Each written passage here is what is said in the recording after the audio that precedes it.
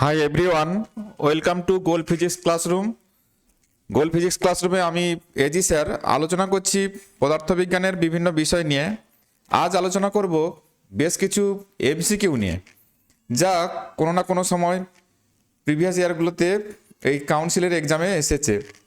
তো সেই রকম এমসিকিউ আলোচনা করার সময় আমি বেশ কিছু সংক্ষিপ্ত ধারণা, সংক্ষিপ্ত পদ্ধতি এবং বেশ কিছু ট্রিক্স এখানে দেখাবো, যা সহজে বইতে তোমরা পাবে না।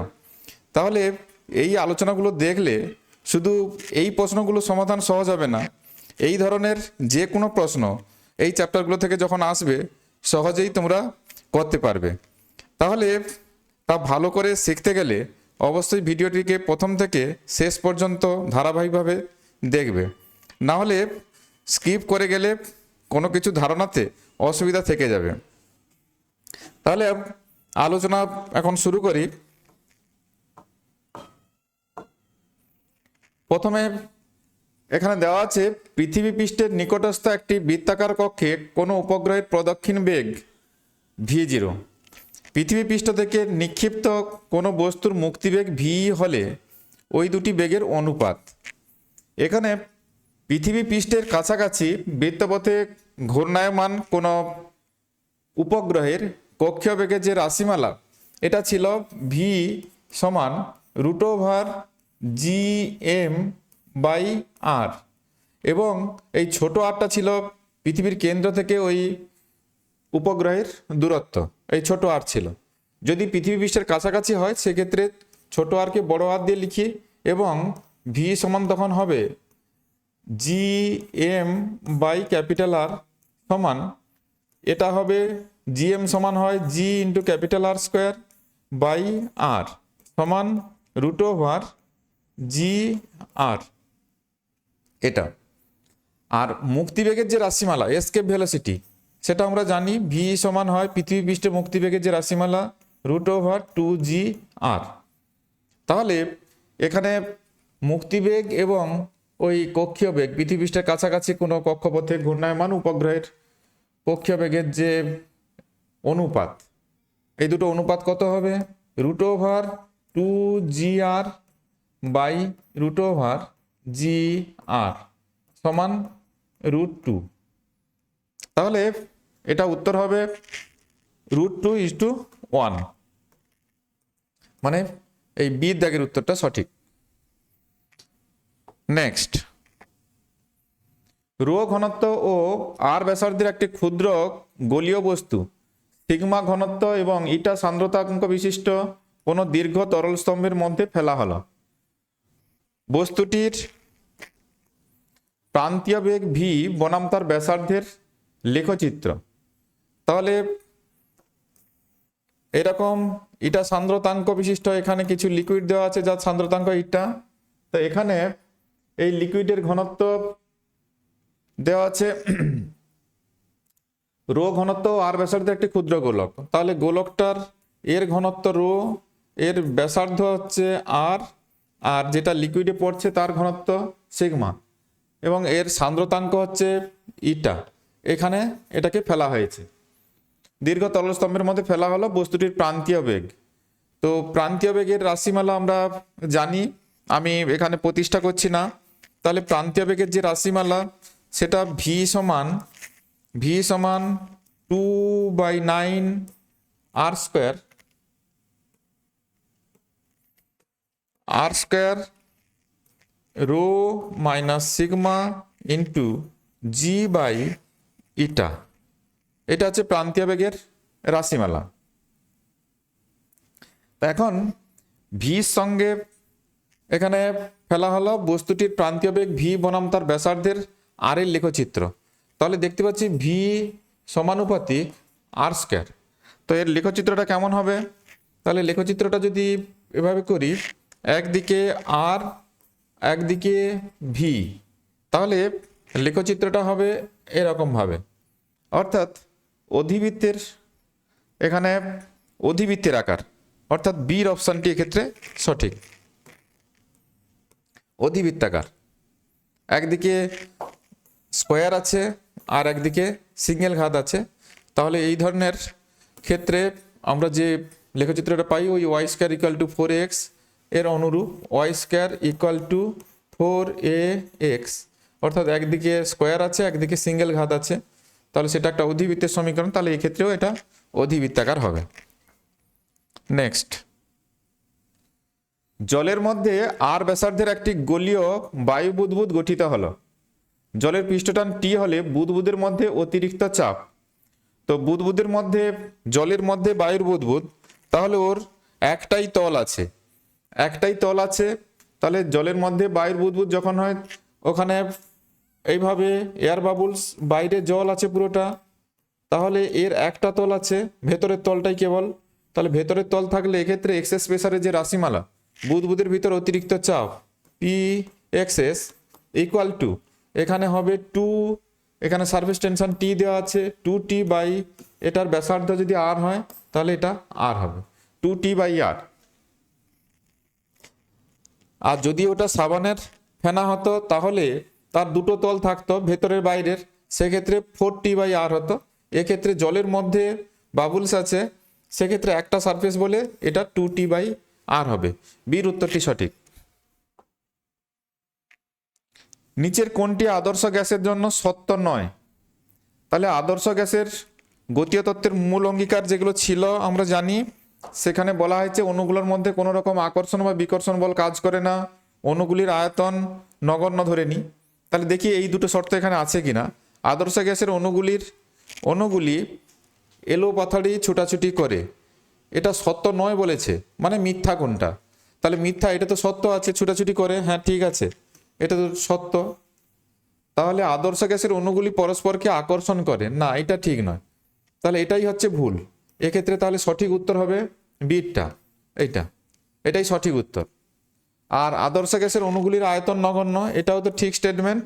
আর আদর্শ গ্যাসের চাপ অণুগুলির গতিবেগ বাড়লে বাড়ে, হ্যাঁ ঠিক আছে, ধাক্কামাসি বাড়বে চাপ বাড়বে, তাহলে এগুলো সবই ঠিক স্টেটমেন্ট। তাহলে কোনটা সত্য নয় মানে মিথ্যা স্টেটমেন্ট? বিটা, এইটা। এক্ষেত্রে বির উত্তরটাই সঠিক। তাপগতিবিদ্যার দ্বিতীয় সূত্র, তাপগতিবিদ্যার দ্বিতীয় সূত্র থেকে আমরা কি জানতে পারি? এখানে যে 4টা স্টেটমেন্ট বলা আছে, তাহলে থেকে উষ্ণতার সংজ্ঞা না, এটা তো 0তম সূত্র থেকে পাওয়া গেছিল উষ্ণতার সংজ্ঞা। বস্তুদের মধ্যে তাপ বিনিময়ের ক্ষেত্রে তাপ প্রবাহের অভিমুখ নির্ধারণ করে, হ্যাঁ এটাই ঠিক আছে। দ্বিতীয় সূত্র, তাপগতিবিদ্যার দ্বিতীয় সূত্র তাপ প্রবাহের অভিমুখ সম্পর্কে ধারণা দেয়। আর প্রথম সূত্র তাপমাত্রার ধারণা, আর এটা 0তম সূত্র তাপমাত্রার ধারণা, এবং প্রথম সূত্র তাপ এবং কার্যের মধ্যে যে সম্পর্ক সেটা সূচিত করে। তাহলে এক্ষেত্রে বস্তুদের মধ্যে তাপ বিনিময়ের ক্ষেত্রে তাপ প্রবাহের অভিমুখ নির্ধারণ করে, এটা বির উত্তরটি সঠিক। নেক্সট, সরল দোলগতি সম্পন্ন একটি কণার গতিশক্তি কে এবং স্থিতিশক্তি ভি হলে সর্বদা এটা কি হবে? স্থিতিশক্তি এবং গতিশক্তি। এখানে সরল দোলগতি সম্পন্ন কণার ক্ষেত্রে গতিশক্তি যা হয় স্থিতিশক্তির মানের দিক থেকে ডবল হয়, কিন্তু এখানে মানের কথা বলেনি, এখানে সব ছোট বড় এইসব বলেছে, সমান তো নয়, কিন্তু যে কোনো অবস্থানে স্থিতিশক্তি এবং গতিশক্তির যোগফল সর্বদা ধ্রুবক থাকে, তাহলে এই স্টেটমেন্টটি সঠিক। স্থিতিশক্তি এবং গতিশক্তির যোগফল সর্বদা ধ্রুবক থাকে। এখানে একটি সমীকরণ দেওয়া আছে y equal to a sin kx cos omega t minus cos kx sin omega t, সমীকরণটি নির্দেশ করে। এখানে এই সমীকরণটা এটা একটা সূত্রে পড়ে গেছে, a sin omega t minus kx করতে পারো, kx মাইনাস ওমেগা t করতে পারো, অসুবিধা কিছু নেই। তো এটা সাইনের একটা সূত্র, তো এই সূত্রটা থেকে আমরা দেখতে যা পাচ্ছি এটাই একটি চলতরঙ্গের সমীকরণ এবং মাঝে মাইনাস সাইন আছে। মাইনাস সাইন মানে এক্স অক্ষ বরাবর, এক্স অক্ষের ধনাত্মক দিকে যাচ্ছে।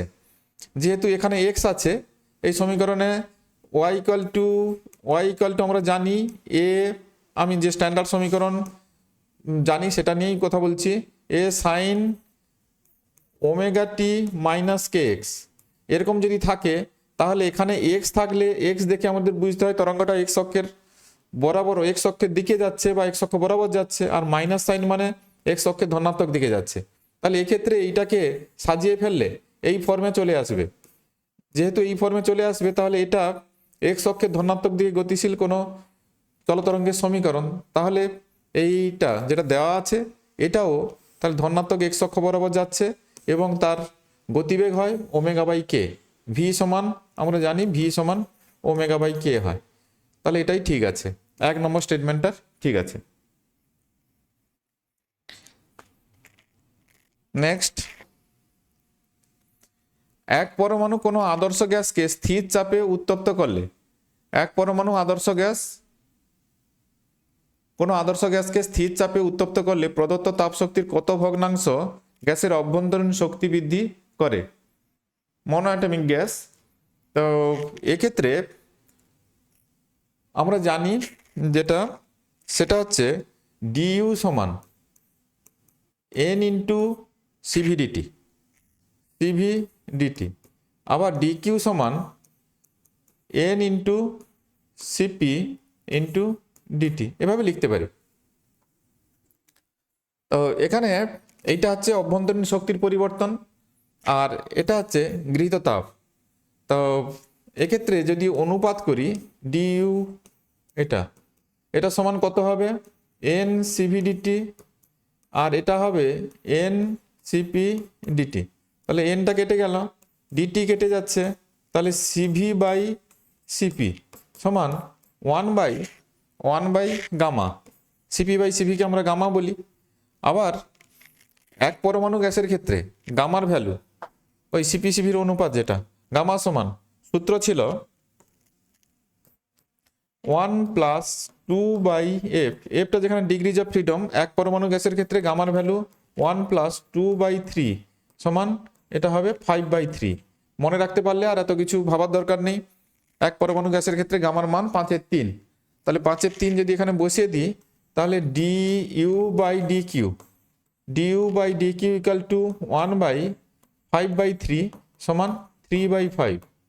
তাহলে এটা হচ্ছে গৃহীত তাপ আর এটা হচ্ছে অভ্যন্তরীণ শক্তি বৃদ্ধিটা।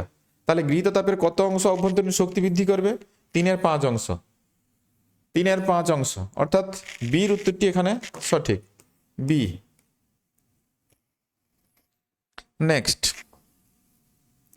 যদি মহাকর্ষীয় বল দূরত্বের, এখানে দূরত্বের হতো কথাটা, দূরত্বের এন ঘাতের ব্যস্তানুপাতে পরিবর্তিত হয়, দূরত্বের এন ঘাতের ব্যস্তানুপাতে পরিবর্তিত হয়, তবে আর ব্যাসার্ধের বৃত্তপথ সূর্যের চারিদিকে, আর ব্যাসার্ধের বৃত্তপথে সূর্যের চারিদিকে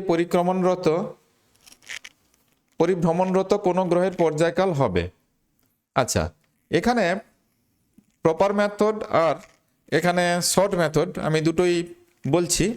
প্রপার মেথড যদি করো তাহলে দেখো, তাহলে মহাকর্ষীয় বল অভিকেন্দ্র বলে যোগান দেয় বৃত্তপথে ঘোরার সময়, এটা আমরা জানি।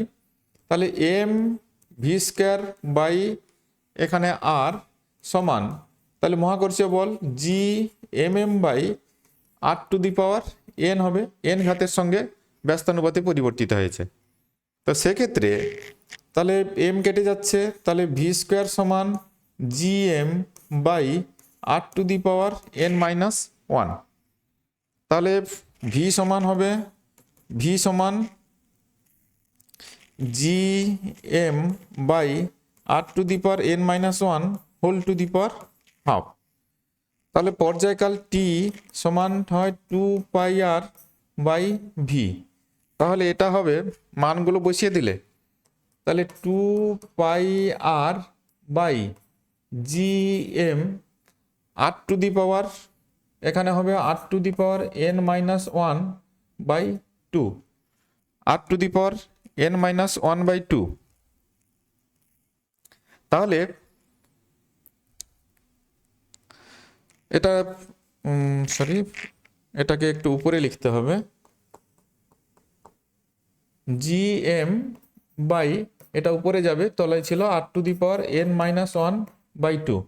তাহলে এটা সমাধান করলে হবে, এটা তো ধ্রুবক রাশি, এই দিকটা ধ্রুবক রাশি, তাহলে r⁻, এটা কত হচ্ছে r⁻, এটা হবে যোগ করলে n+1 2 মাইনাস n+1/2 এটা, আর এটা সাম কনস্ট্যান্ট, এটা কনস্ট্যান্ট ধরে নিচ্ছি। তাহলে টি প্রপোর্শনাল টু r⁻n+1/2, n+1/2, তার মানে একেরটা সঠিক উত্তর এখানে। n+1/2। এবারে সংক্ষিপ্তভাবে মনে রাখার কৌশলটা একটু বলে দিই। তাহলে আমরা জানি মহাকর্ষ বল যেখানে ছিল যে mv²/r, এটা ধরছিলে g/m/r²। এইটা ধরে যখন ক্যালকুলেশন হয়েছিল তখন এসেছিল কি t² প্রপোর্শনাল টু r³ বা t সমান r⁻³ তাহলে এখানে স্কোয়ার থাকলে এখানে 3 আছে, এখানে স্কোয়ার থাকলে এখানে 3 আছে। তাহলে এখানে যদি n থাকে তাহলে স্কোয়ারের জায়গায় 2 এর জায়গায় যদি n থাকে তাহলে n থাকে, তাহলে এখানে কি হবে? তাহলে এখানে 2 আছে, এখানে 3 আছে, এক বেশি আছে। তাহলে এখানে যদি n থাকে, এই জায়গাটা স্কোয়ারের জায়গায় যদি n থাকে তাহলে এক বেশি, তাহলে সেক্ষেত্রে t সমান কি হবে? t এটা t সমানুপাতিক তাহলে r⁻n+1/2। তাহলে এখানে স্কোয়ার থাকলে মানে 2 থাকলে এখানে 3 আছে, মানে এক বেশি আছে। তাহলে এখানে যদি n থাকে তাহলে এখানে হবে n+1/2। এভাবেও মনে রাখতে পারো, আর না হলে জেনুইন ক্যালকুলেশন করে ওইভাবে আনতে হবে। নেক্সট, জুরিনের সূত্র অনুযায়ী কৈশিক নলের ব্যাসের সঙ্গে কাঁচ নলের জলস্তম্ভের উচ্চতা h এর লেখচিত্র হবে। ব্যাসের সঙ্গে যা সম্পর্ক ব্যাসার্ধের সঙ্গে একই সম্পর্ক জুরিনের সূত্র অনুযায়ী। তাহলে ওখানে ওই কাঁচ নলে তরল কতটা উঠবে তার সেটা নির্ভর করছে সেটা নলের ব্যাসার্ধের উপরে বা এক্ষেত্রে ব্যাসের উপরে, এবং সম্পর্কটা ছিল এরকম h সমানুপাতিক 1/r। তাহলে এক্ষেত্রে d দিয়ে লিখতে পারি আমি h সমানুপাতিক 1/d, সিমিলার এক্সপ্রেশন, যেহেতু সমানুপাতিক দিয়ে লিখছি অসুবিধা কিছু নেই। উচ্চতা h এর সঙ্গে লেখচিত্র কেমন হবে? তাহলে এর যে লেখচিত্র হয়, লেখচিত্র d এদিকে h, তাহলে লেখচিত্রটা এরকম হয়, d যত বাড়বে h তত কমবে। তাহলে এটা হবে d এর সঙ্গে h এর যে সম্পর্ক, এগুলোকে রেক্ট্যাঙ্গুলার হাইপারবোলা বা ওই পরাবৃত্ত, এটা এই সিটটা উত্তর হবে। নেক্সট, m ও 8m ভরের একই ধাতুর দুটি নিরেট গোলককে একই সঙ্গে একই সান্দ্রতাঙ্কযুক্ত তরলে ফেললে ওদের প্রান্তীয় বেগ হয় যথাক্রমে v এবং nv। n এর মান হবে, তাহলে n এর মানটা বের করতে হবে।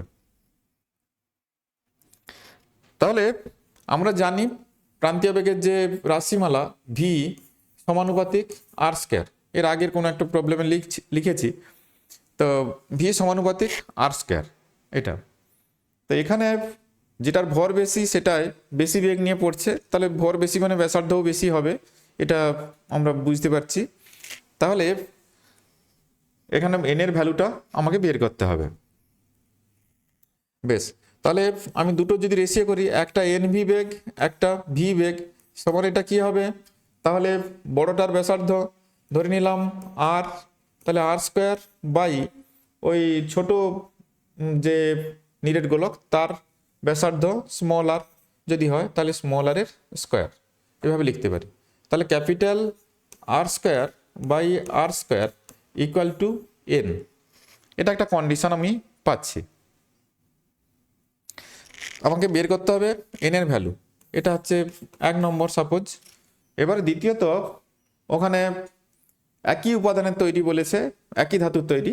তাহলে আমরা জানি ভরের যে রাশিমালা হয় 4/3 পাই ক্যাপিটাল r³ ইন্টু রো, এইটা হচ্ছে বড় গোলকটার ভর, আর ছোট গোলকের ভর 4/3 পাই r³ ইন্টু রো, এইটা সমান বলেছে 8m/m। তাহলে r³ সমান 8 হবে, তাহলে r সমান 2 ইন্টু স্মল r হবে, r সমান 2 ইন্টু স্মল r। তাহলে এই যে কন্ডিশনটা এটা 2 নম্বর, 2 নম্বর থেকে এই ভ্যালুটা এখানে বসিয়ে দিই, তাহলে n সমান কি লিখবো? r², মানে 2r এর whole square divided by r², সমান এটা হবে 4r² বাই r²। তাহলে n এর ভ্যালু কত হবে? এক্ষেত্রে 4 হবে, n এর ভ্যালু 4 হবে, সির উত্তরটি সঠিক। তাহলে এখানে যেটা ধারণা সেটা হচ্ছে এই প্রান্তীয় বেগের রাশিমালাটা, প্রান্তীয় বেগটা ব্যাসার্ধের সঙ্গে কিভাবে পরিবর্তিত হয় সেটা আমাদের কিন্তু মাথায় রাখতে হবে। ভি সমানুপাতিক আর স্কয়ার। নেক্সট, গামা আয়তন প্রসারণ গুণাঙ্কের তরলে একটি পাত্র পূর্ণ আছে। পাত্রের উপাদানের দৈর্ঘ্য প্রসারণ গুণাঙ্ক আলফা। উত্তপ্ত করলে যদি তরলটি উপচে পড়ে, তরলটি উপচে পড়ছে, তার মানে আমরা বলতে পারি যে তরলের আয়তন প্রসারণ গুণাঙ্ক ওই পাত্রের উপাদানের আয়তন প্রসারণ গুণাঙ্কের থেকে বেশি মানের আছে। তাহলে gamma liquid greater than gamma solid যে পাত্রে রাখা আছে।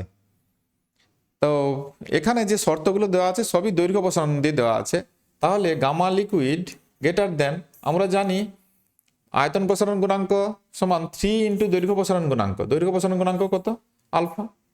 তাহলে gamma L greater than 3 alpha. এখানে এল ধরতে বলেনি, গামা ধরতে বলেছে। তাহলে gamma greater than 3 alpha.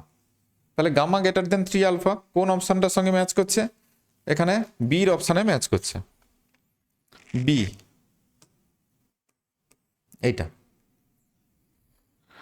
Next, তাপগতিবিদ্যার আদি সূত্র যে ধারণা দেয়, আমি কিছুক্ষণ আগে একটা কোশ্চেনের আলোচনাতে বলেছি তাপগতিবিদ্যার আদি সূত্র বা শূন্যতম সূত্র থেকে আমরা তাপমাত্রা ধারণা পাই, তাপমাত্রা ধারণা পাওয়া যায়।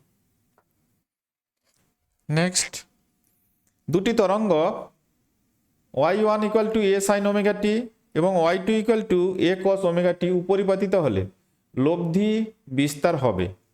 তো এক্ষেত্রে লব্ধি বিস্তার বের করা, লব্ধি বিস্তার যদি আমি এ বলি, এ সমান, না এখানে এ ধরা আছে, তাহলে লব্ধি বিস্তার এ না নিয়ে অন্য কিছু আমি ধরছি, রেজাল্ট্যান্ট অ্যামপ্লিচিউড আর ধরছি। আর সমান ওর যে এই যে বিস্তারগুলো আছে, এটার বিস্তার এ, এটার বিস্তার এ, এগুলোর বর্গের সমষ্টি, মানে এ স্কোয়ার প্লাস এ স্কোয়ার। যদি এটা অন্য কিছু থাকতো তাহলে সেটার স্কোয়ার হতো এইভাবে। তাহলে এটা কত হবে? √2a স্কোয়ার বা √2a, সিম্পলি √2a, এটাই হবে। তার মানে এখানে এর উত্তরটা সঠিক। নেক্সট, ভর স্থির রেখে পৃথিবীর ব্যাসার্ধ অর্ধেক হলে কোনো বস্তুর ওজনের কি পরিবর্তন হবে? তাহলে ওজনের পরিবর্তন মানে এখানে ভরের তো কোনো পরিবর্তন হবে না, কিন্তু তাহলে পরিবর্তন হবে অভিকর্ষতা ত্বরণের। তাহলে অভিকর্ষতা ত্বরণের মানের কি পরিবর্তন হয় সেটা আমাকে দেখতে হবে। তাহলে জি এর ফর্মুলা কি ছিল? জি সমান আমরা জানি, জি সমান ছিল gm/r²। ছোট জি সমান অভিকর্ষতা ত্বরণ যেটা, এটা ছিল। তো এটা নর্মাল ক্ষেত্রে। এবারে যদি ব্যাসার্ধ অর্ধেক হয়, আমি অভিকর্ষতা ত্বরণের মান ধরে নিচ্ছি জি প্রাইম হবে, সেটা হবে gm/ তাহলে r/2 এর হোল স্কোয়ার সমান gm/r², উপরে একটা যাবে 4। তাহলে g'/g যদি করি, g'/g ওটা করলে তাহলে কেবল 4 থাকবে আর নিচে 1 হয়ে যাবে, কাটাকুটি হয়ে যাবে। উভয় পক্ষে যদি আমি এটা এমটা মাল্টিপ্লাই করে দিই তাহলে এটাই তো ওজন। তাহলে w'/w সমান 4। তাহলে w' সমান 4 ইন্টু w, তাহলে কি হবে? এটা 4 গুণ হয়ে যাবে, অর্থাৎ ডির উত্তরটি এখানে সঠিক, ডি। নেক্সট, একটি নির্দিষ্ট ব্যাসের কৈশিক নলে জল এই উচ্চতা পর্যন্ত ওঠে। অপর একটি কৈশিক নল নেওয়া হলো যার ব্যাস পূর্বের নলের অর্ধেক। দ্বিতীয় নলে জল যে উচ্চতা পর্যন্ত উঠবে তা হলো। তাহলে প্রথম নলে ব্যাসের, আচ্ছা নির্দিষ্ট ব্যাসের কৈশিক নলে জল এই উচ্চতা পর্যন্ত ওঠে। তাহলে আমি ধরছি এইচ, আমরা ফর্মুলা জানি এটা সমানুপাতিক 1/r। এখানে ব্যাস দেওয়া আছে, ব্যাসার্ধ নিয়ে আমি বসিয়েছি, বিষয়টা একই, 2 দিয়ে ভাগ করলে হবে, যেহেতু সমানুপাতিক চিহ্ন দেওয়া আছে, উপরে কনস্ট্যান্ট ভ্যালু যাই থাকুক না, অসুবিধা কিছু হবে না। তাহলে অপর একটি কৈশিক নল নেওয়া হলো যার ব্যাস পূর্বের নলের অর্ধেক। ব্যাস অর্ধেক হওয়া মানে ব্যাসার্ধ অর্ধেক। তার ক্ষেত্রে এইচ, আমি যদি দুটো নলের ক্ষেত্রে এভাবে রেশিও করে নিই, H2/H1 সমান H2/H1 ব্যস্ত সম্পর্ক, তাহলে হবে R1/R2, এরকম সম্পর্কটা দাঁড়াবে। তাহলে H2 প্রথমে কত ছিল? H ছিল উচ্চতা, আর প্রথমে নলের ব্যাসার্ধ আমি R ধরেছি। দ্বিতীয় ক্ষেত্রে কি হয়েছে? কৈশিক নল নেওয়া, যার ব্যাস পূর্বের নলের অর্ধেক, তাহলে এটা কত ধরতে হবে? তাহলে R/2 ধরতে হবে। ব্যাস অর্ধেক হওয়া মানে ব্যাসার্ধ অর্ধেক হচ্ছে, তাহলে এটা কত হবে? আরটা কেটে যাবে, তাহলে 2 হবে। তাহলে H2 সমান 2H, মানে উচ্চতা তখন দ্বিগুণ হয়ে যাবে, পূর্বের যা মান ছিল দ্বিগুণ হয়ে যাবে, তাহলে 2H হবে। তাপীয় সাম্যাবস্থায় কোনো গ্যাসের অণুর গড় বেগ, গ্যাস অণুর গড় বেগ ভি অ্যাভারেজ যেটা ছিল √8RT/m পাই, এভাবে ছিল। তাহলে এক্ষেত্রে টেম্পারেচারের সঙ্গে রিলেশনটা চাইছে, তাহলে V average proportional to √T। তাপীয় সাম্যাবস্থায় কোনো গ্যাসের অণুর গড় বেগ তাহলে √T এর সহিত সমানুপাতিক, মানে সি দাগের উত্তরটি সঠিক, √T এর সহিত সমানুপাতিক। রুদ্ধতাপ প্রসারণের সময়, রুদ্ধতাপ প্রসারণ অর্থাৎ এক্ষেত্রে DQ = 0, দেখা গেল 2 মোল গ্যাসের অভ্যন্তরীণ শক্তি বৃদ্ধি 2 জুল, অভ্যন্তরীণ শক্তি 2 জুল পরিমাণ হ্রাস পেয়েছে। আচ্ছা, হ্রাস পেয়েছে এই প্রক্রিয়ায় গ্যাস দ্বারা কৃতকার্য। তাপগতিবিদ্যার প্রথম সূত্র অনুযায়ী DQ = DU + DW, তাহলে এই ক্ষেত্রে রুদ্ধতাপ প্রক্রিয়া DQ = 0, তাহলে DU + DW = 0, তাহলে DW = -DU। এখানে আবার বলেছে কি অভ্যন্তরীণ শক্তি 2 জুল পরিমাণ হ্রাস পেয়েছে, তার মানে আমি বসিয়ে দিই মাইনাস, এটা কমেছে বলে -2, তাহলে এটা কত হবে? 2 জুল। তাহলে কৃতকার্য বাহ্যিক কার্য যেটা হবে সেটা হবে 2 জুল, অর্থাৎ অভ্যন্তরীণ শক্তির বিনিময়ে ও সংস্থাটি কার্য করেছে। তাহলে এখানে উত্তর হবে +2 জুল, মানে সির উত্তরটি সঠিক, সি 2 জুল। এক্ষেত্রে হ্রাস পেয়েছে বলে আমি নেগেটিভ সাইন লাগিয়েছি, আর একটা সামনে সূত্র থেকে নেগেটিভ এসছে, তাই এটা পজিটিভ হয়েছে।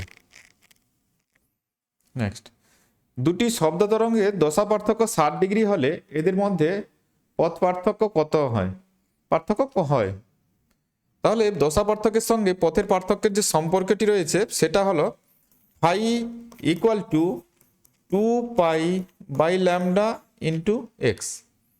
এখানে ফাইটা হচ্ছে দশা পার্থক্য, এটা হচ্ছে দশা পার্থক্য, আর এক্সটা হচ্ছে ওই পাথ ডিফারেন্স বা পথের পার্থক্য, আর ল্যামডাটা হচ্ছে যে তরঙ্গ আমরা নিয়ে কথা বলছি সেই তরঙ্গের তরঙ্গ দৈর্ঘ্য।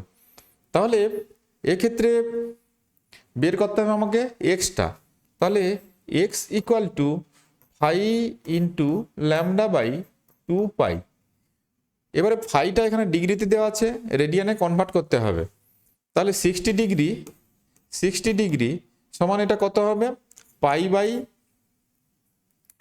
তাহলে 180 ডিগ্রি সমান পাই রেডিয়ান, তাহলে 60 ডিগ্রি সমান, তাহলে যদি কেউ না বুঝতে পারে 180 ডিগ্রি পাই রেডিয়ান, তাহলে 1 ডিগ্রি পাই/180, তাহলে এটা 60, তাহলে কত হবে? পাই/3, তাহলে এটা 60 ডিগ্রি, এটা = পাই/3, এটা রেডিয়ান। তো এখানে তাহলে আমি বসিয়ে দিই, যদি এটা পাই/3 বসাই তাহলে পাই/3 আর 2 6 হবে, এটা পাই আছে, ল্যামডা হবে, তাহলে কত হবে? এটা λ/6, তাহলে এখানে বির উত্তরটি সঠিক হবে, তাহলে এটা হবে λ/6। নেক্সট, একটি কণা এ বিস্তার নিয়ে সরল দোলগতি সম্পন্ন করে, সাম্য অবস্থান থেকে যে দূরত্বে ওর গতিশক্তি স্থিতিশক্তির সমান হয় সেটি হলো, গতিশক্তি স্থিতিশক্তির সমান হয় সেটি। তাহলে গতিশক্তির রাশিমালা এবং স্থিতিশক্তির রাশিমালা, তাহলে স্থিতিশক্তির রাশিমালা 12 m ω² x², আর গতিশক্তির রাশিমালা half M omega square A square minus X square. X দূরত্বে, সাম্য অবস্থান থেকে এক্স দূরত্বে স্থিতিশক্তি এটা, গতিশক্তি এটা, দুটো সমান বলেছে, তাহলে সমান লিখেছি। তাহলে হাফ এম ওমেগা স্কোয়ার কেটে যাচ্ছে, তাহলে X square equal to A square minus X square, বা 2x স্কোয়ার সমান এ স্কোয়ার। তাহলে X equal to A by root two, A by root two. এবারে রুট টুর মান 1.4 বসিয়ে দিলে এটা হবে 1/1.41 সামথিং, তাহলে এটা হবে 0, তাহলে দশমিক তুলে দিলে এটা 0, তাহলে 10 আর এবার দশমিক দিলে 14 ওই 7 সামথিং হবে, 0.7 সামথিং। তার মানে এইটা বির উত্তরটি সঠিক। নেক্সট, মহাকর্ষ বল। মহাকর্ষ বল এটা সর্বদাই আকর্ষণধর্মী হয় এবং এটা একটা সংরক্ষী বল। তাহলে এখানে কি বিকর্ষণধর্মী হবে না, তাড়িতিক বল না, এটা সংরক্ষী বল। ঠিক আছে, সির অপশানটা নেওয়া যাবে, সির অপশানটি হবে এখানে।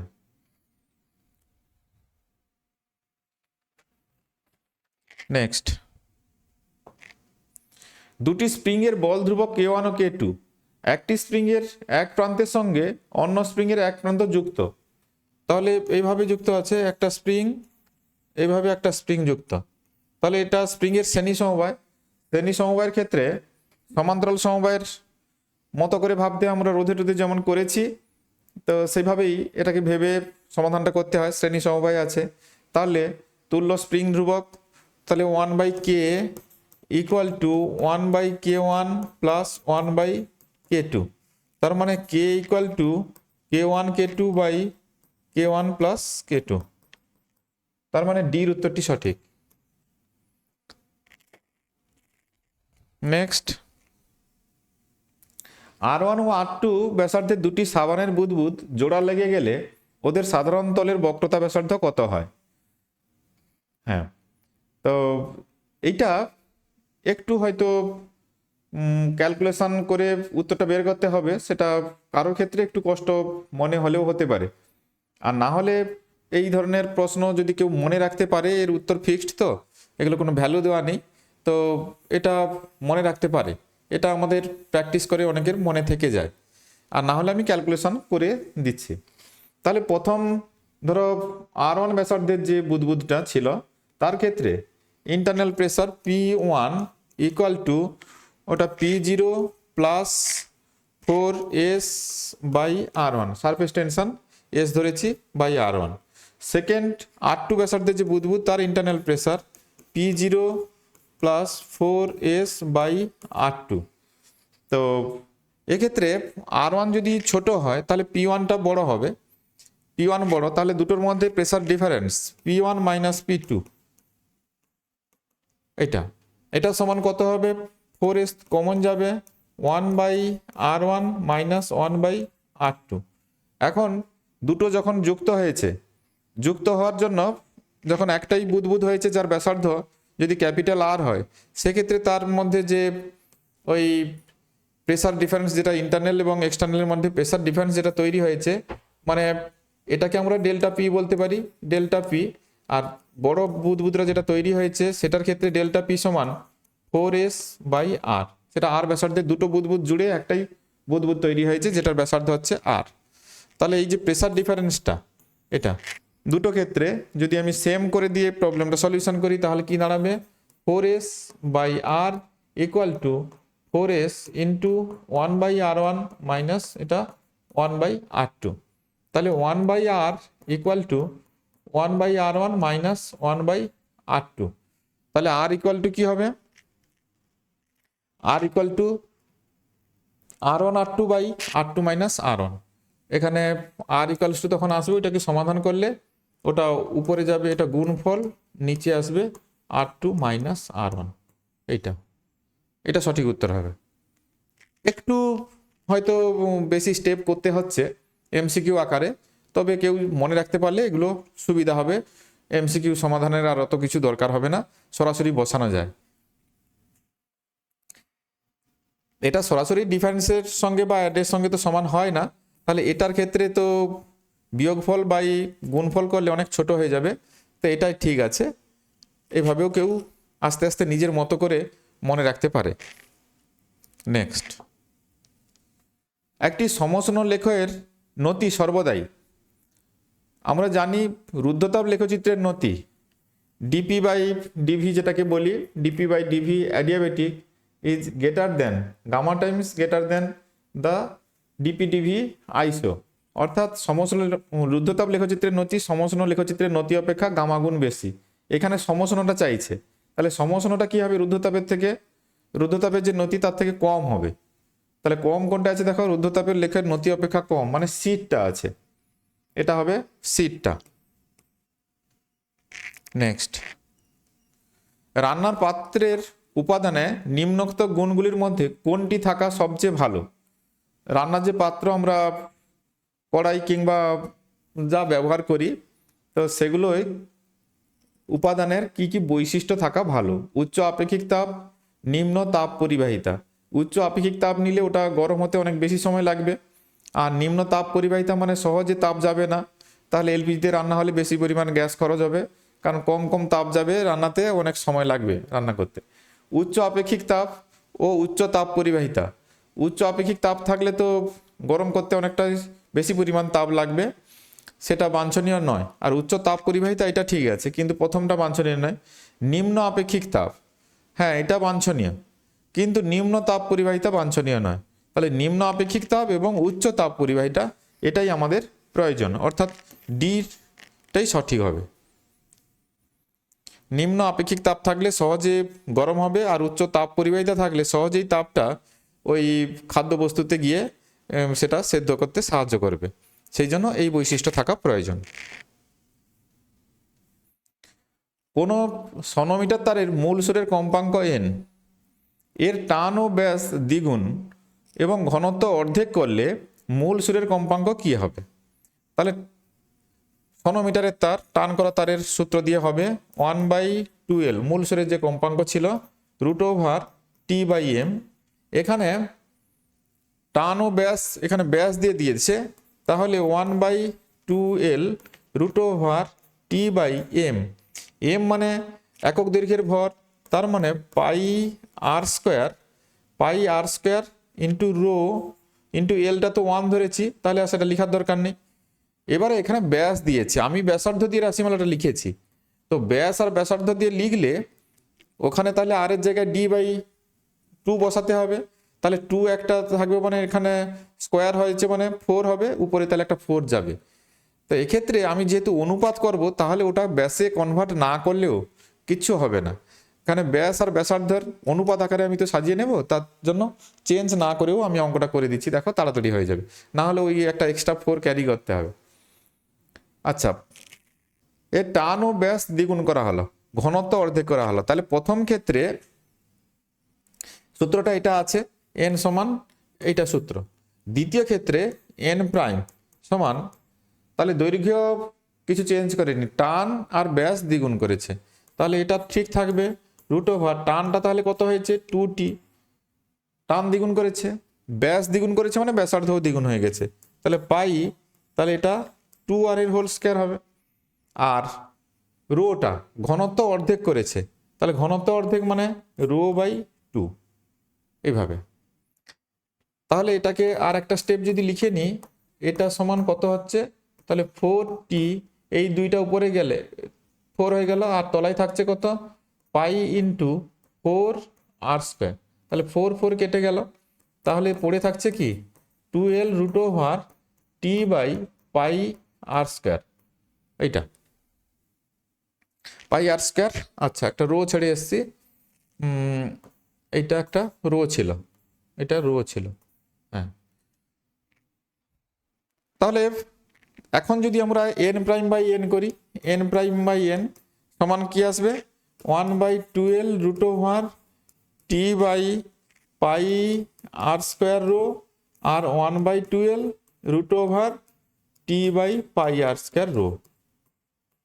তাহলে আলটিমেট কেটে যাচ্ছে, কেটে গেলে কি হবে n' = n হবে। তাহলে যা ছিল পূর্বে তাই থাকবে, অর্থাৎ সির উত্তরটি এখানে সঠিক আছে। নেক্সট, সরল দোল গতি সম্পন্ন কণার কোন মুহূর্তের সরণ এক্স ও প্রত্যানায়ক বল এফ হলে এফ সমান মাইনাস কে এক্স। এখানে ডান দিকে ঋণাত্মক চিহ্নটি বোঝায়। ডান দিকে ঋণাত্মক চিহ্ন, এখানে বলটা সরণের সহিত সমানুপাতিক, এটার জন্য এইভাবে লেখা হয়। আর বিপরীতমুখী বোঝানোর জন্য একটা মাইনাস সাইন সামনে লাগানো হয়। বলটা যেদিকে আমি, এই যে স্প্রিংটা এরকম ছিল, তো এখানে ফিক্সড, এদিকে আমরা ফোর্স অ্যাপ্লাই করছি, তাতে কি হয়েছে, স্প্রিংটা এরকম কিছুটা সরে গেছে, তাহলে এই দিকটা সরেছে, এটা এক্স পরিমাণ সরণ হয়েছে। কিন্তু যে বলটা এর মধ্যে কাজ করছে সেটা হচ্ছে F R, restoring force. F আরটা বিপরীত দিকে কাজ করছে, আর অ্যাপ্লাইড ফোর্সটা ওদিকে, এটা অ্যাকচুয়ালি এফ আর। তো এটা হয় সাধারণত আমরা জানি। তাহলে এখানে নেগেটিভ সাইন দেওয়ার অর্থ হচ্ছে কি, এই বলটা এই বিপরীত দিকে, এই দিকটা বোঝানোর জন্য। প্রত্যানায়ক বল সাম্য অবস্থান অভিমুখী, তাহলে এর উত্তরটি এখানে সঠিক আছে। নেক্সট, ভর স্থির রেখে পৃথিবীর ব্যাসার্ধ অর্ধেক করা হলে যে কোনো স্থানে অভিকর্ষজ ত্বরণ হবে। আচ্ছা, ভর স্থির আছে, পৃথিবীর ব্যাসার্ধ অর্ধেক করা হয়েছে, অভিকর্ষজ ত্বরণ কি হবে? তাহলে অভিকর্ষজ ত্বরণ পৃথিবীষ্ঠে কত হয়, জিএম বাই আর স্কোয়ার। তাহলে পরে যখন ভর অর্ধেক করে দিয়েছি, অভিকর্ষজ ত্বরণ হয়েছে জি প্রাইম, তাহলে আর বাই টু এর হোল স্কোয়ার। তাহলে G prime by G, G prime by G করলে কত আসবে, এটা হবে GM by R by two এর হোল স্কোয়ার, আর এটা হবে জিএম বাই উপরে যাবে আর স্কোয়ার, তাহলে এটা হবে 4। তাহলে G prime equal to 4g, G prime equal to 4g, অর্থাৎ ডিটটা 4 গুণ হয়ে যাবে, 4 গুণ। পৃষ্ঠটানের মাত্রা, পৃষ্ঠটানের মাত্রা সারফেস টেনশন, যেটাকে আমরা এস বা টি দিয়ে লিখি, এটা equal to F by L হয়। এফ বাই এল একক দৈর্ঘ্যে বল, তাহলে এটা এফ এর মাত্রা M L T to the power -2 by L, তাহলে এলটা কেটে যাচ্ছে, M T to the power -2, M T to the power -2 মানে সিটটা হবে।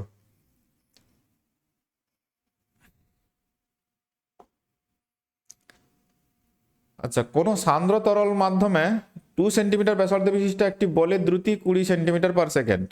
ওই একই তরলে 1 সেন্টিমিটার ব্যাসার্ধ বিশিষ্ট বলের দ্রুতি কত হবে? আচ্ছা, এখানে অপশানগুলো নেই, তো কি আছে আমি ক্যালকুলেশন করে উত্তরটা দেখে নিই কি আসবে। তাহলে আমরা জানি ভি সমানুপাতিক আর স্কয়ার। সান্দ্র তরলে ওই একটি বলের দ্রুতি সান্দ্র তরলে যখন কোনো বস্তুর প্রান্তীয় বেগ অর্জন করে, সেক্ষেত্রে ভি সমানুপাতিক আর স্কয়ার হয়। তাহলে এখানে V2, এখানে 2 সেন্টিমিটারের জন্য V2 ব্যবহার করেছি, 1 সেন্টিমিটারের জন্য এটা ব্যবহার করেছি, তাহলে R2 square by R1 square. তাহলে V2 ভ্যালু কত দেওয়া আছে, 20 বাই V1 ইকুয়াল টু, ও রেডিয়াস কত দেওয়া আছে 2, তাহলে 2 স্কোয়ার বাই এটা হবে 1 স্কোয়ার। তাহলে V1 সমান 20 by 4, that is 5 centimetre per second. এটা হবে 5 centimetre per second. Next, 4 gram hydrogen গ্যাসের আদর্শ গ্যাস সমীকরণটি হবে। আদর্শ গ্যাসের সমীকরণ ছিল P V equal to N R T. তাহলে এনটা ছিল মোল সংখ্যা, এটা সমান টোটাল, এটা মোল সংখ্যা আমরা বের করি টোটাল মাস বাই ওর আণবিক ভর যেটা থাকে। তাহলে এক্ষেত্রে টোটাল মাস কত আছে, 4 আছে, আণবিক ভর হাইড্রোজেন মানে 2, এটা 8t, তাহলে 2RT হবে। PV equal two 2RT। N হচ্ছে মোল সংখ্যা সমান টোটাল মাস ডিভাইডেড বাই ওর আণবিক ভর যেটা থাকে, টোটাল ভর বাই আণবিক ভর। টোটাল ভর 4 গ্রাম আছে, আণবিক ভর 2 গ্রাম, হাইড্রোজেন যেহেতু দেওয়া আছে, তাহলে এই জন্য এটা 2 হয়েছে। তার মানে এখানে বির উত্তরটা সঠিক।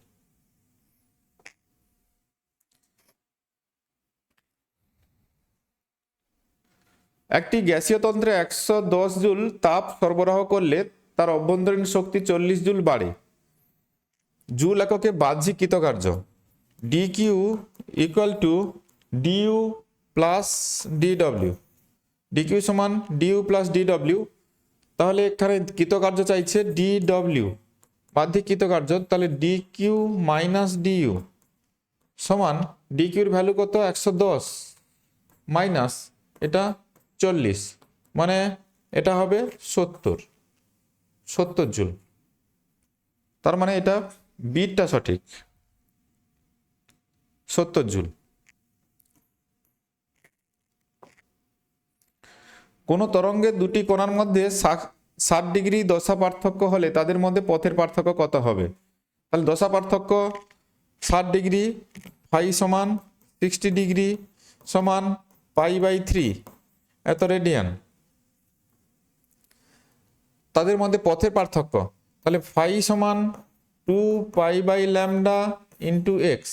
তাহলে এখানে পাই/3 ইকুয়াল টু 2 পাই/ল্যামডা ইন্টু এক্স। তাহলে X equal to λ/6। X equal to তাহলে হবে λ/6, মানে ডির উত্তরটি সঠিক। একটি কণা এফ কম্পাঙ্কে সরল দোলগতি সম্পন্ন করে, কণাটির গতিশক্তি যে কম্পাঙ্কে পরিবর্তিত হয়। একদম সিম্পল কোশ্চেন, এটা ক্যালকুলেশন করা যায়, অনেকটা লেংদি হবে, তবে এটা মনেই থাকে সবসময় যে সরল দোলগতি সম্পন্ন কণার কম্পাঙ্ক যা হবে তার গতিশক্তি কিংবা স্থিতিশক্তি কিংবা মোট শক্তির কম্পাঙ্ক তার দ্বিগুণ হবে, অর্থাৎ এটা। তাহলে এক্ষেত্রে গতিশক্তি যে কম্পাঙ্কে পরিবর্তিত হয় সেটা তার দ্বিগুণ, মানে 2f হবে উত্তর। এগুলো মনে থাকবে, এগুলো আর ক্যালকুলেশন করতে হবে না। তাহলে সরল দোলগতি সম্পন্ন কণার কম্পাঙ্ক যা হবে সেটা ওমেগা দিয়েও দেওয়া থাকতে পারে, ওমেগা থাকলে এখানে 2 ওমেগা থাকবে, তাহলে গতিশক্তি বা স্থিতিশক্তির কম্পাঙ্ক তার দ্বিগুণ হবে, তাহলে এখানে হবে 2 ওমেগা। এখানে এফ আছে তাহলে 2f, এইটাই। পৃথিবী পৃষ্ঠ থেকে আর উচ্চতায় অভিকর্ষজ ত্বরণের মান কত হবে? এক্ষেত্রে অনেক বেশি উঁচু, তাহলে অ্যাপ্রক্সিমেশন ফর্মুলা লাগাবে না, অরিজিনাল ফর্মুলা দিয়েই অঙ্কটা করবে। তাহলে gm/r²।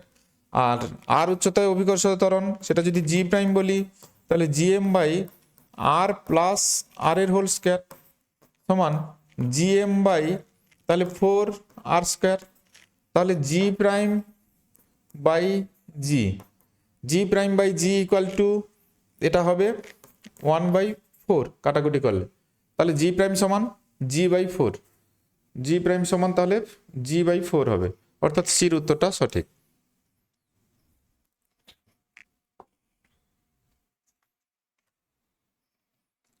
কে স্প্রিং ধ্রুবক বিশিষ্ট একটি স্প্রিংকে সমান 2 ভাগে কাটা হলো। তাহলে স্প্রিংটাকে কেটে দেওয়া হয়েছে, প্রত্যেকটি খণ্ডে স্প্রিং ধ্রুবক কত হবে? দেখো স্প্রিংকে যত ভাগে কাটবে স্প্রিং ধ্রুবক তত গুণ হয়ে যাবে, তাহলে এখানে 2 ভাগে কাটছি, অর্থাৎ স্প্রিং ধ্রুবক হবে 2k। যদি 3 ভাগে হতো 3k, এইভাবে বেড়ে যায় ওটা। স্প্রিং ধ্রুবক মানে স্প্রিং ছোট হলে তাকে টেনে প্রসারিত করতে গেলে বেশি কষ্ট হবে, অর্থাৎ স্প্রিং ধ্রুবকের মান বাড়বে, অর্থাৎ এক্ষেত্রে 2k হবে। কোনো চোঙের 2.5 মিটার গভীরতায় কোনো তরল আছে। এখন যদি চোঙের তলদেশে ক্ষুদ্র ছিদ্র করা হয় তবে ছিদ্র দিয়ে নিষ্ক্রান্ত তরলের বেগ কত হবে? এটা টরিসেলির উপপাদ্য, ভি সমান √2g, ওটা z/h যাই বলতে পারো এটা। তাহলে ওই ছিদ্রপথে তরলের নির্গমন বেগ, এইটা যেখানে তরল স্তম্ভের উচ্চতা, তাহলে এটা হবে কত?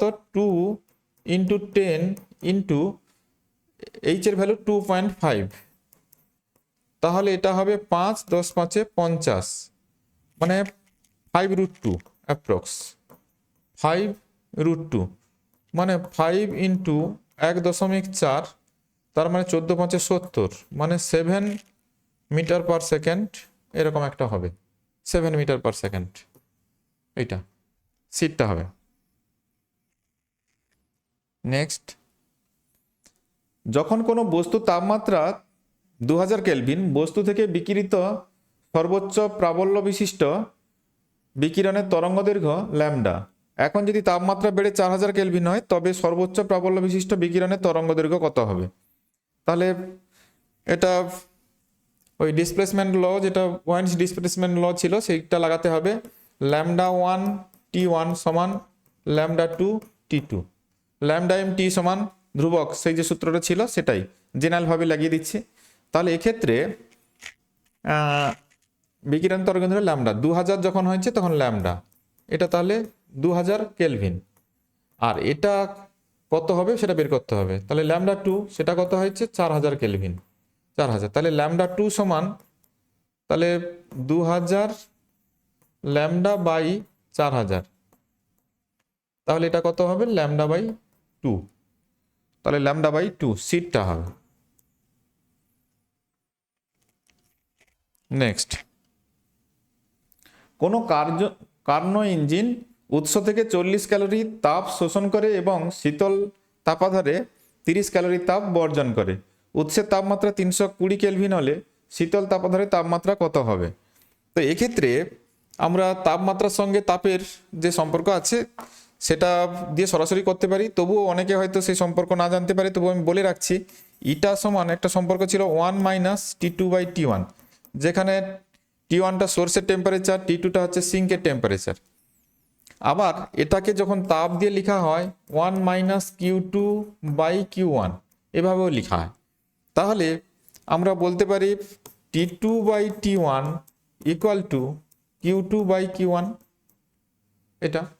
তাহলে কোনো কার্নো ইঞ্জিন উৎস থেকে 40 ক্যালোরি তাপ শোষণ করে, তাহলে এখানে Q1 এর মান 40 এবং শীতল তাপাধারে 30 ক্যালোরি তাপ বর্জন করে, মানে Q2 ইকুয়াল টু 30।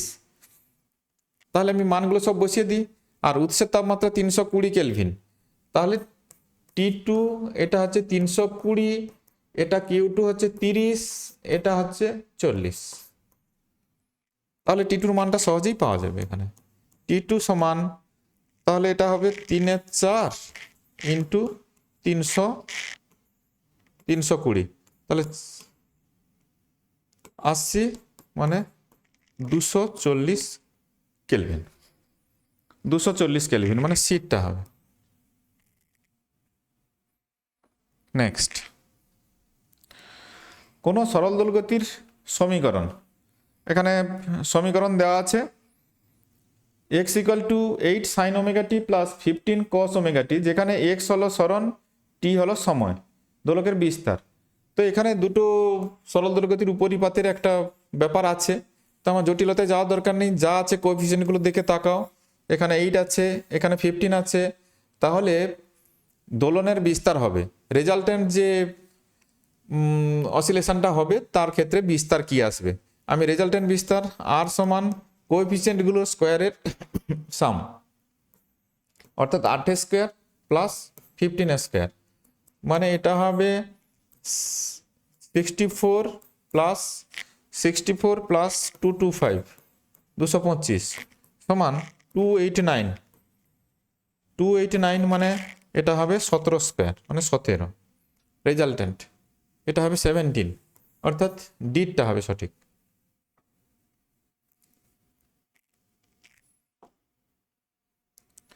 এম ভর এবং আর ব্যাসার্ধের একটি বৃত্তাকার তারের ব্যাসের সাপেক্ষে তারটি জড়তা ভ্রামক।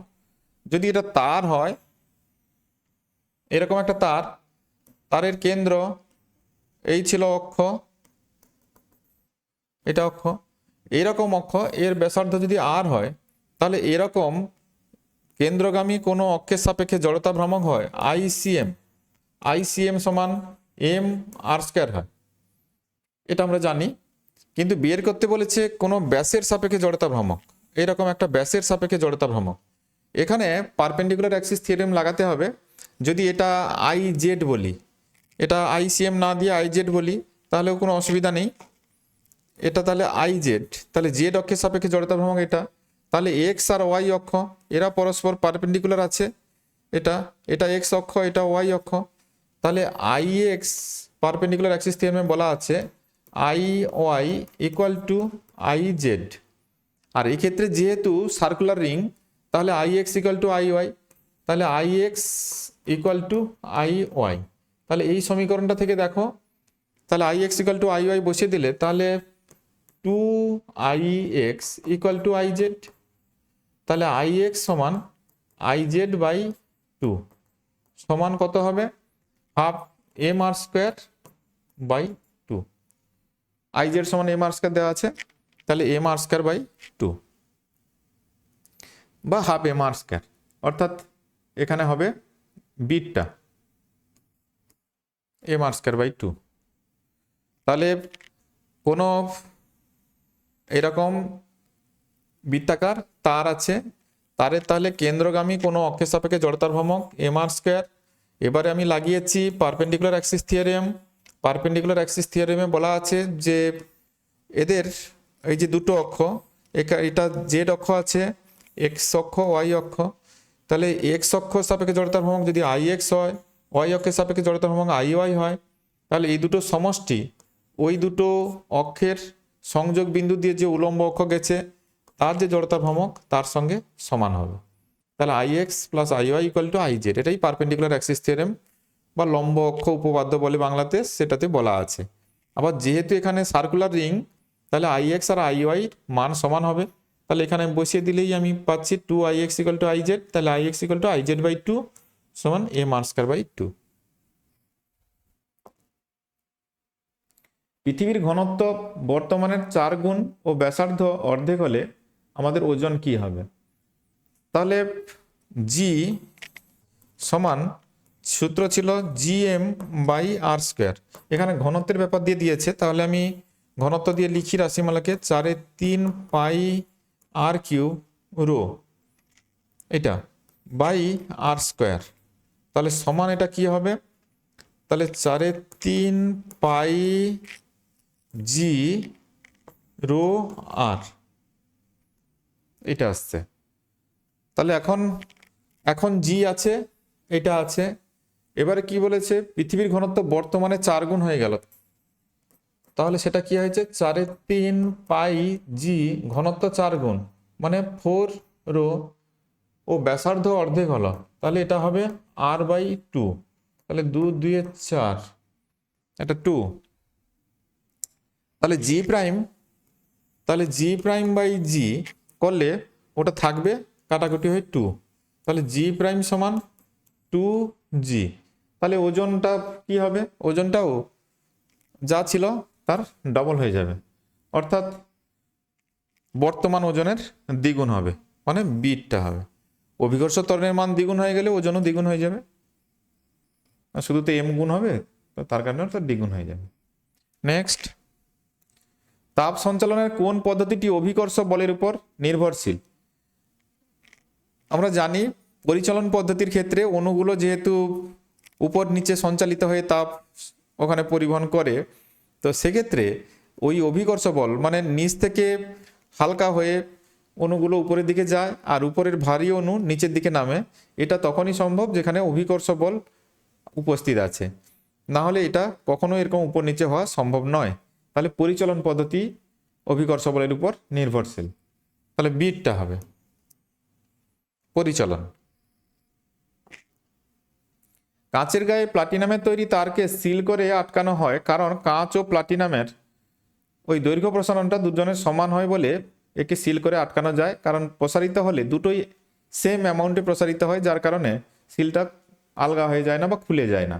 তাহলে দৈর্ঘ্য প্রসারণ গুণাঙ্কের মান সমান বলে, এখানে ঘনত্বর ব্যাপার এগুলো কিছু হবে না, এই দৈর্ঘ্য প্রসারণটা সমান আছে বলে ওটাকে আটকানো যায়। কোনো গ্যাস অণুগুলির আরএমএস দ্রুতি, কোনো গ্যাস অণুগুলির আরএমএস দ্রুতি 100 ডিগ্রি সি তাপমাত্রায় ভি, কোন তাপমাত্রায় এই দুটি √3v হবে?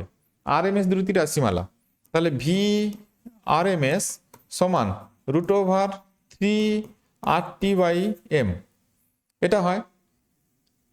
তাহলে 100 ডিগ্রি সেলসিয়াস তাপমাত্রায় ভি হয়েছে, তাহলে এটা ভি ধরতে বলেছে, এটা ধরতে বলেছে 3RT মানে 100 মানে 373/m, কোন তাপমাত্রায় √3v হবে?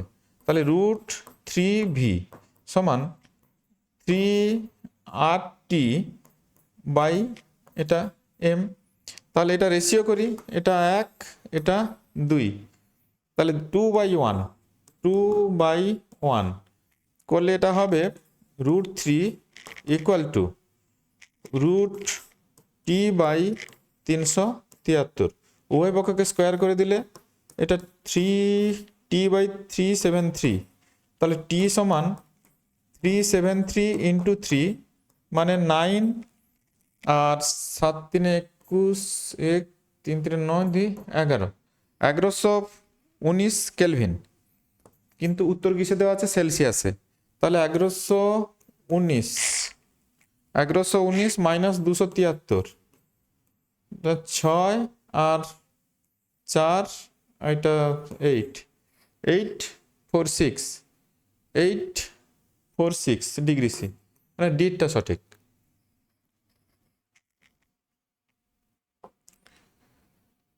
কোনটি সঠিক নয়, মানে কোনটা ভুল? সমচাপীয় প্রক্রিয়ায়, হ্যাঁ চাপের চেঞ্জ হয়নি, এটা ঠিক আছে, ভুল নয়। সম আয়তন প্রক্রিয়ায় আয়তনে কোনো কার্য হবে না, আয়তন যেহেতু সেম আছে। সমষ্ণ প্রক্রিয়ায় টেম্পারেচার চেঞ্জ হবে না, ঠিক আছে। সমষ্ণ প্রক্রিয়ায় ডে কিউ ইকুয়াল টু 0, এইটাই ভুল আছে। তাহলে কোনটি সঠিক নয়? তাহলে এইটাই সঠিক না, এই স্টেটমেন্টটি সঠিক না। একটি স্প্রিংয়ের নিচে আবদ্ধ 1 কেজি ভরের একটি বস্তু একটি নির্দিষ্ট কম্পাঙ্কে সরল দোল গতিতে দুলছে। নিচের কোন ভরটি অতিরিক্ত যোগ করলে বস্তুটির কম্পাঙ্ক পূর্বের কম্পাঙ্কের অর্ধেক হবে? তাহলে সরল দোল একটি স্প্রিংয়ে আবদ্ধ 1 কেজি ভর, স্প্রিংয়ের ক্ষেত্রে কম্পনের যে রাশিমালা এফ সমান 1/2 pi root over K by M, এটা ছিল। ধরা যাক আমি প্রথমে জেনারেলভাবে করে দিচ্ছি, এম এর ভ্যালু 1 কেজি দেওয়া আছে, তো পরে ওটা চেঞ্জ করা হয়েছে। চেঞ্জ করতে কি হয়েছে? নিচের কোন ভরটি অতিরিক্ত যোগ করলে বস্তুটির কম্পাঙ্ক পূর্বের কম্পাঙ্কের অর্ধেক হবে। তাহলে পরে f/2 হয়েছে 1/2 pi root over K by, এটা ধরো এম প্রাইমের মানটা আমাকে বের করতে হবে। তাহলে যদি রেশিও করি, এটা 1 নম্বর, এটা 2 নম্বর, তাহলে 1/2 করি, 1/2, এটা করলে হবে 2 equal to root over M prime by M. তাহলে এম প্রাইম সমান 4m, ওই পক্ষকে স্কোয়ার করে দিতে হবে। তাহলে এম প্রাইম সমান 4 ইন্টু এম এর মান কত দেওয়া ছিল? 1 কেজি, তার মানে এখন এটা কত হয়েছে? 4 কেজি হয়েছে। এখন প্রশ্ন, ভর অতিরিক্ত কত যোগ করতে হবে? অতিরিক্ত এখন ভর কত আছে? 4 কেজি, তাহলে অতিরিক্ত কত? আগে কত ছিল? 1 কেজি, তাহলে এক্সট্রা মাস কত হয়েছে? Extra mass 4 - 1 equal to 3 KG, তাহলে 3 কেজি অ্যাড করতে হবে সিটটা।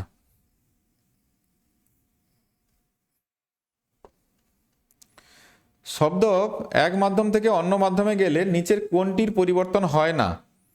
শব্দ এক মাধ্যম থেকে অন্য মাধ্যমে গেলে তরঙ্গদৈর্ঘ্য পরিবর্তন হয়, বেগেরও পরিবর্তন হয়, বেগ এখানে দ্রুতি দেওয়া আছে, ওটা পরিবর্তন হবে, তাহলে কম্পাঙ্কের পরিবর্তন হয় না। শব্দের প্রতিসরণের ক্ষেত্রে কিংবা প্রতিফলনের ক্ষেত্রে এখানে এক মাধ্যম থেকে অন্য মাধ্যমে যেহেতু গেছে, তো প্রতিসরণ হয়েছে, তো সেক্ষেত্রে কম্পাঙ্কের কোনো পরিবর্তন হবে না। পৃথিবী পৃষ্ঠ থেকে প্রক্ষিপ্ত বস্তুর মুক্তিবেগ ভি কিলোমিটার/সেকেন্ড। বস্তুটিকে উলম্বের সঙ্গে 45 ডিগ্রি কোণে পৃথিবী পৃষ্ঠ থেকে ছুড়লে মুক্তিবেগ হবে। এখানে মুক্তিবেগের মান বস্তুটিকে কত কোণে ছোড়া হয়েছে তার উপর নির্ভর করে না, অর্থাৎ 45 ডিগ্রি কোণে ছুড়লেও মুক্তিবেগের মান অপরিবর্তিত থাকবে, অর্থাৎ ভি হবে।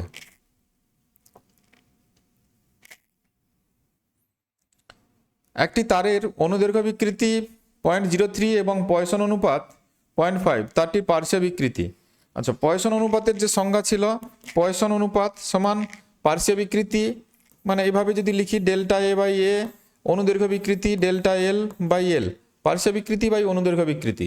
এখানে অনুদৈর্ঘ্য বিকৃতি দেওয়া আছে, পয়সন অনুপাত দেওয়া আছে, পার্শ্ব বিকৃতি, তার মানে এইটা বের করতে বলেছে। পার্শ্ব বিকৃতি ডেল্টা এ বাই এ সমান sigma into delta L by L.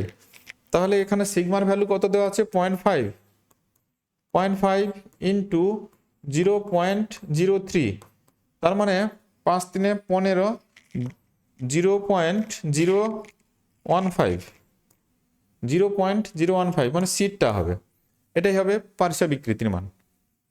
Poison অনুপাতের সংজ্ঞাই বলা আছে পার্শ্ব বিকৃতি বাই অনুদৈর্ঘ্য বিকৃতির অনুপাতকে আমরা পয়সন অনুপাত বলি। তাহলে এখানে পার্শ্ব বিকৃতি সমান পয়সন অনুপাত ইন্টু অনুদৈর্ঘ্য বিকৃতি করলেই হয়ে যাচ্ছে। একটি আদর্শ গ্যাস, একটি গ্যাস সূত্র V P square equal two ধ্রুবক মেনে চলে। গ্যাসটির প্রাথমিক আয়তন, প্রাথমিক তাপমাত্রা টি ও প্রাথমিক আয়তন ভি হলে গ্যাসটি প্রসারিত হয়ে আয়তন 2V হলে উষ্ণতা কত হবে? আচ্ছা, তাহলে এখানে V P square equal to constant, constant, তাহলে ভি পি স্কোয়ার সমান ধ্রুবক। আবার আদর্শ গ্যাসের ক্ষেত্রে আমরা জানি পিভি সমান RT, এটা তো সাধারণ সমীকরণ। তাহলে এখানে টি আর ভির মধ্যে সম্পর্ক আমাকে একটু খুঁজে বের করতে হবে। টি আর ভি মানে পিটাকে সরাতে হবে। তাহলে ভি সমান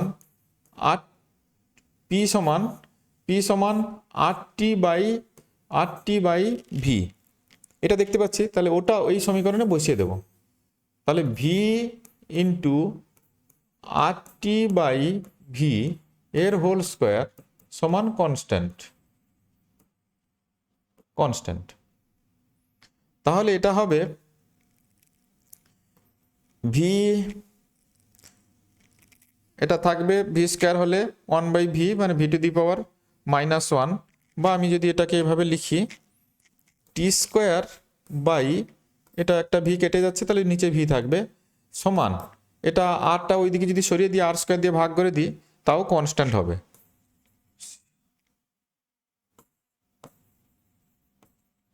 এটা কনস্ট্যান্ট হলো। তাহলে আমরা বলতে পারি যে T1 square by V1 square সমান T2 square by V2 square. তাহলে প্রথমে টি ও প্রাথমিক আয়তন ভি ছিল, তাহলে এটা ছিল টি স্কোয়ার বাই ভি স্কোয়ার সমান, এটা পরে হয়েছে T2 স্কোয়ার, আর এটা V2 জায়গায় কত হয়েছে 2Vর হোল স্কোয়ার। তাহলে এখান থেকে T2 স্কোয়ার সমান কত হবে? তাহলে T2 স্কোয়ার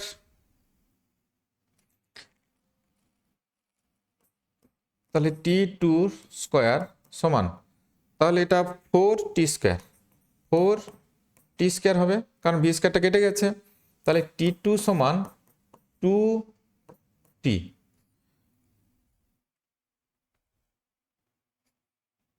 T2 সমান, না এই জায়গাটাতে এটা ভি স্কোয়ার থাকবে না, এটা ভি হবে। এটা যদি ভি হয় এটাও ভি, এটা হবে। তাহলে এখানে স্কোয়ার থাকছে না, এখানে স্কোয়ার থাকছে না, এখানেও স্কোয়ার থাকছে না। আচ্ছা, তাহলে এটা V1, এটা V2, তাহলে এটা স্কোয়ার থাকছে না, এখানে স্কোয়ার বসবে না, এটা ভি আর এটা হবে 2V। তাহলে এটা কত হবে? এটা হবে 2T স্কোয়ার। 2T স্কোয়ার হলে এটা হবে √2T, T2 সমান √2T। তার মানে এরটা ঠিক আছে, এর উত্তরটি সঠিক। নেক্সট, একটি আদর্শ গ্যাসের সমষ্ণ প্রসারণের ক্ষেত্রে কোনটি সঠিক নয়, মানে কোনটি ভুল? সমষ্ণ প্রসারণ হয়েছে, আদর্শ গ্যাসের সমষ্ণ প্রসারণ, তাহলে গ্যাসের তাপমাত্রার কোনো পরিবর্তন হয় না। সমষ্ণ প্রসারণের তো তাপমাত্রা পরিবর্তন হয় না, তো ঠিক আছে, কিন্তু কোনটি ভুল বলেছে। অভ্যন্তরীণ শক্তির কোনো পরিবর্তন হয় না, ঠিক আছে। গ্যাসটি দ্বারা কৃতকার্য গ্যাসটিতে যে তাপ সরবরাহ করা হয় তার সমান হয়, ঠিক আছে। গ্যাসটি দ্বারা কৃতকার্য গ্যাসটির অভ্যন্তরীণ পরিবর্তনের সমান। এখানে আদর্শ গ্যাসের সমষ্ণ প্রসারণ, সমষ্ণ প্রক্রিয়ায় প্রসারিত হয়েছে, কোনটি সঠিক? গ্যাসটি দ্বারা কৃতকার্য গ্যাসটির,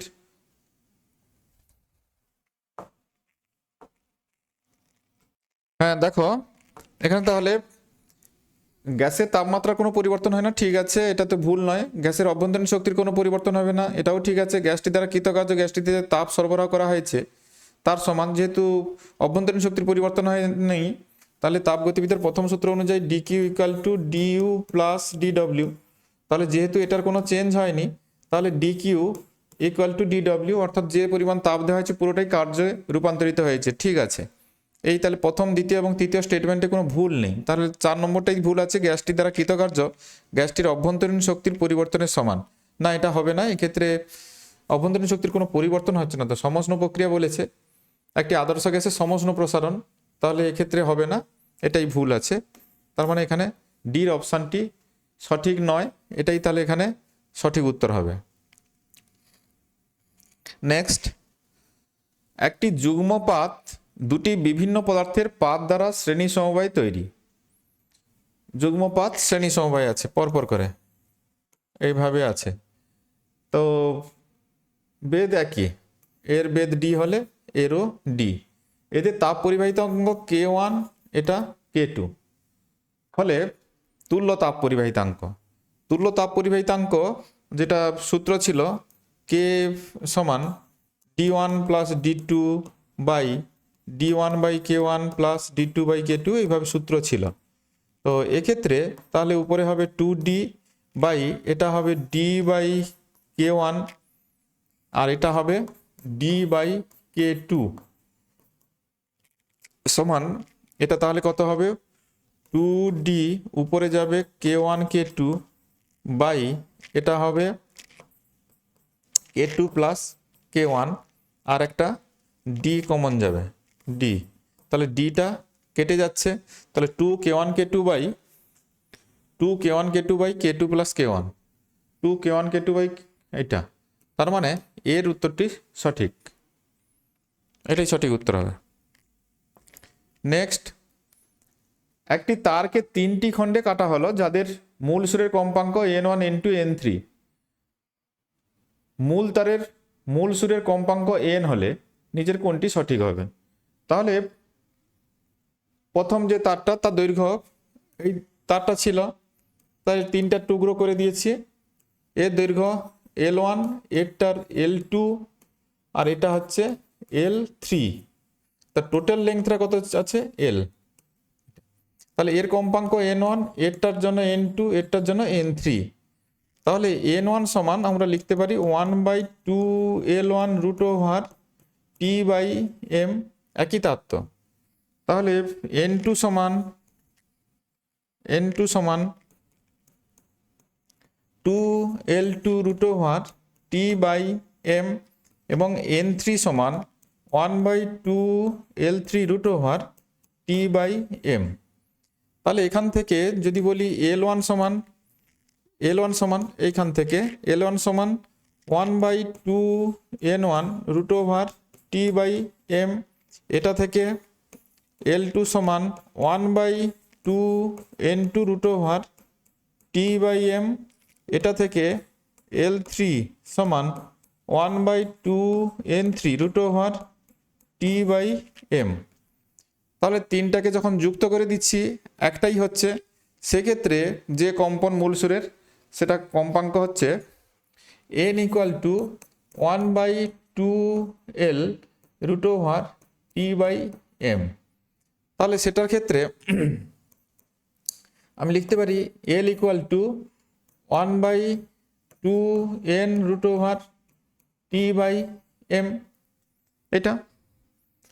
তাহলে এখন উপরে তিনটা, এই তিনটাকে যদি যোগ করে দিই L1 plus L2 plus L3, তাহলে কত হবে? ওটা হবে L1 plus L2 plus L3, L1 plus L2 plus L3 সমান 1/2N1, এটা প্লাস আমি যদি এটাকে 1/2 root over T by M একবার কমন দিয়ে লিখে দিচ্ছি, T বাই M কমন দিলে এটা হবে 1/N1 plus 1/N2 plus 1/N3, এটা হবে তিনটাকে যোগ করলে। আর লাস্টেরটা এটা সমান তো L সমান 1/2 root over T by M, এটা 1/N1 plus 1/N2 plus 1/N3, এটা। আর এটাই কত আছে, এই যে এটা ধরো 1 নম্বর, আর এটা যদি আমি 2 নম্বর সমীকরণ বলি, 1 আর 2 যদি তুলনা করি তাহলে আমরা কি দেখতে পাচ্ছি, এল বোথ সাইডেই আছে। তাহলে কম্পেয়ার করলে আমরা যেটা দেখতে পাবো সেটা হচ্ছে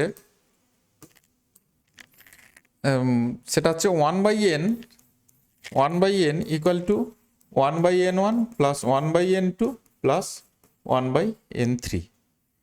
1 আর 2 তুলনা করলে এটাই আমরা দেখতে পাচ্ছি। তাহলে এখানে সির উত্তরটি সঠিক হবে। এখানে সির উত্তরটি সঠিক।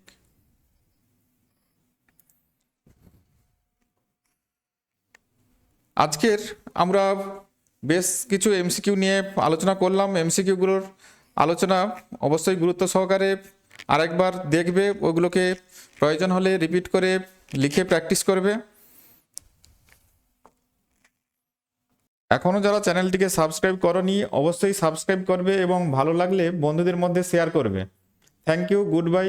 দেখা হচ্ছে নেক্সট এরকম একটি ক্লাসে।